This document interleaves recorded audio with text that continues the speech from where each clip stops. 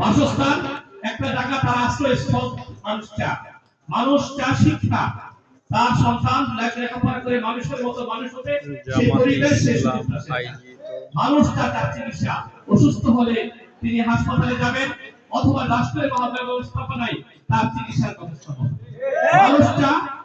মানুষটা আজকে খেয়ে পরে শান্তিতে সুন্দরভাবে আমাদের দেশের মানুষ কৃষক যারা কৃষিকাজে স্বাগতম জানাচ্ছি। আসসালামু আলাইকুম প্রিয় দেশবাসী, ইতিমধ্যে আমাদের মাঝে কসবা আখড়ার কৃতি সন্তান আতাউর রহমান ভাই বক্তৃতা করতেছেন। যারা মানবতার কারবারের সাথে জড়িত, যারা সন্ত্রাসের সাথে জড়িত, যারা চাঁদাবাজির সাথে জড়িত, এই সংখ্যাটা বেশি না কম? এই সংখ্যাটা মাদক কারবারিদের সংখ্যা খুব বেশি, সন্ত্রাসীদের সংখ্যা বেশি না, কিন্তু তারা আমাদের মাথায় কাঁঠাল রেখে তারা দীর্ঘদিন ধরে দীর্ঘ সময় ধরে তারা শাসন করে, তারা এমন একটা পাশা রাজত্ব কায়েম করে, আমরা তাদেরকে মেনে নিতে বাধ্য হই। এই বিগত 54 বছর যারা দেখেন, আপনি হাসপাতালে যান, আপনি চিকিৎসা পাবেন না। আপনি একজন নাগরিক, আপনি চিকিৎসা পাবেন না। আপনি অসুস্থ হয়েছে, বিধি হাসপাতালে গিয়েছেন, আপনার ডাক্তারের সিরিয়াল পেতে আপনার জীবন কাটে দিয়ে যাবে। এরপরে সিরিয়াল পাওয়ার পরে আপনাকে তিনি পূর্ণ 20টা সেখানে পরীক্ষা দিয়ে দেবে, আর 15 দিন করে টাইম দিয়ে দেবে। 15 দিন পরে আপনি যাবেন, দেওয়ার পরে সে সবকিছু দেখে আপনাকে আরো 15 দিন পরে অপারেশনের দিয়ে দিবে। আপনার এদিকে জীবন কি শেষ। এরপরে ফাঁকি দিয়ে আপনাকে বলবে, আপনি যখন দেখেন খুবই খারাপ অবস্থা, তখন বলবে স্যার তাড়াতাড়ি কি চিকিৎসা করা যায় না? তখন আপনাকে পাশে নিয়ে বলবে চিকিৎসা করা যাবে। আপনি আমার একটা বেসরকারি হাসপাতাল আছে, আমি সন্ধ্যার পরে সেখানে বসে, আপনি আসেন, আপনার চিকিৎসার ব্যবস্থা করবে, বলে না? এরপরে বলে যে আপনার চিকিৎসা ফ্রি করবে, বলে বেশি লাগবে না, অন্যরা 1.5 লাখ টাকা নেয়। আপনি যদি আমার পরিচিত, আপনি যদি আমার এলাকার সন্তান, বেশি না 70,000 টাকা দিলে হবে, ঠিক না ভাই? আমি আপনাদের কাছে জানতে চাই, আমাদের চিকিৎসা দেওয়ার দায়িত্ব ছিল কার? সরকারের। আমার একটা সন্তান মেডিকেলে পড়বে, সরকারি মেডিকেলে 5200 সিট আছে। সবাই কি মেডিকেলে, সরকারি মেডিকেলে পড়তে পারে? আপনি বেসরকারি, আপনার সন্তান তো মেডিকেলে ডাক্তার হওয়ার মতো যোগ্য আছে, এখন আপনি কোথায় পড়াবেন, কিভাবে পড়াবেন?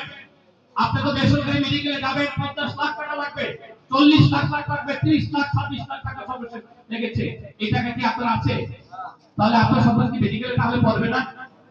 কথা বলেন, কিভাবে পড়বে? টাকা তো নাই। আমাদের রাষ্ট্রটা হয়েছে ধনীদের রাষ্ট্র হিসাবে। ধনীরা চিকিৎসা পাবে, ধনীরা ব্যবসা করবে, ধনীরা তাদের বাড়ি হবে, গাড়ি হবে, এবং ধনীদের সেখানে সকল কিছুই মেডিকেলে করবে, ইঞ্জিনিয়ার বিদেশে করবে প্রয়োজনে। আর আমরা যারা মধ্যবিত্ত আছি, নিম্নবিত্ত আছি, অর্থনৈতিকভাবে দুর্বল আছি, তারা সেখানে সবসময় ওই ব্যক্তিদের তাদের অধীনস্থ হয়ে আমরা শুধু কাজ করবো, এটা হলো আমাদের দায়িত্ব। আসলে আল্লাহ কি আমাদেরকে এই জন্য সৃষ্টি করেছেন? আল্লাহ রাব্বুল আলামিন আমাদেরকে আশরাফুল মাখলুকাত হিসেবে সৃষ্টি করেছেন, সৃষ্টির সেরা জিনিস হিসেবে সৃষ্টি করেছেন। এই যে বৃত্ত হচ্ছে একটা প্রভাবশালী মহৎ রাষ্ট্রটাকে পরিচালনা করছে, আর আপনাকে আমাকে প্রধান মতো আমাদের সাথে ব্যবহার করছে, এই অবস্থাটা এবার ভেঙে দিতে হবে। কি রাজি আছেন? আপনি বলেন কিভাবে ভাঙবেন? 3 দিন ধরে তারা বলবেন থেকে বসে আছে। তাদের অবস্থা ভেঙে দেওয়ার একটা পরিবেশ কিন্তু এখন তৈরি হয়েছে। ঢাকা বিশ্ববিদ্যালয়ে যে নির্বাচন হয়েছে, ঢাকা বিশ্ববিদ্যালয়ে কি কম মেধাবীরা পড়ে? সারা দেশের হাজার হাজার ছাত্র সেখানে পড়ে, তারা কিন্তু এবার এই বৃত্তটা ভেঙে দিচ্ছে। জাহাঙ্গীরনগর বৃত্ত ভেঙে দিচ্ছে, বড় বিশ্ববিদ্যালয়টা বৃত্ত ভেঙে দিচ্ছে। সেখানে ছাত্র দলের বিপি প্রার্থী ভোট পেয়েছে মাত্র 1 ভোট, যে কারণে 1 ভোট পাওয়ার পরের দিন রাজশাহী বিশ্ববিদ্যালয়ের নির্বাচন তারা বন্ধ করে দিয়েছে। চট্টগ্রাম বিশ্ববিদ্যালয়ের নির্বাচন তারা পিছিয়ে দিয়েছে। তারা বুঝতে পেরেছে জনগণ তাদের সাথে আর নাই।